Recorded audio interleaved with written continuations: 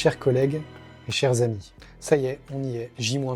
Dans 3 jours, nous rentrerons dans la période des élections professionnelles. Cette période, qui durera 7 jours, donc du 11 au 18 juin, et en tant qu'hospitalier, tu es invité à voter par voie électronique pour tes représentants dans les 3 commissions dont je t'ai parlé dans la vidéo numéro 1.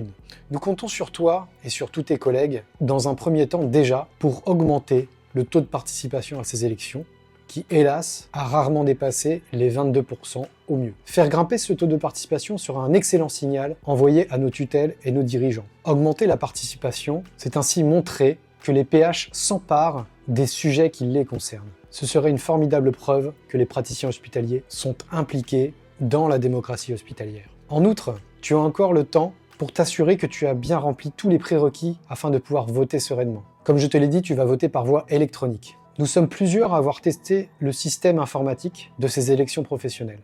La façon la plus simple de voter est d'activer ta carte ECPS. Il s'agit de la carte des professions de santé dématérialisée à travers une application trouvable sur l'App Store ou sur le Google Store. Deuxième prérequis important, il te sera demandé 2 numéros lors de ces élections.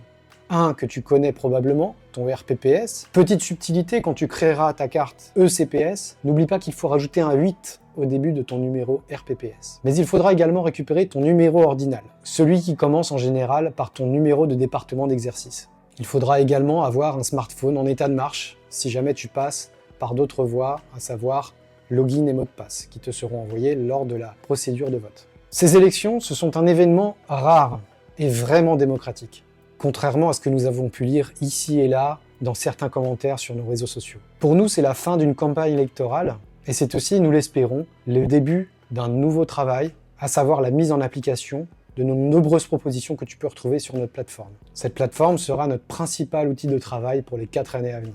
Nous avons bien sûr eu des attaques lors de cette campagne, parfois exagérément agressives, voire diffamantes.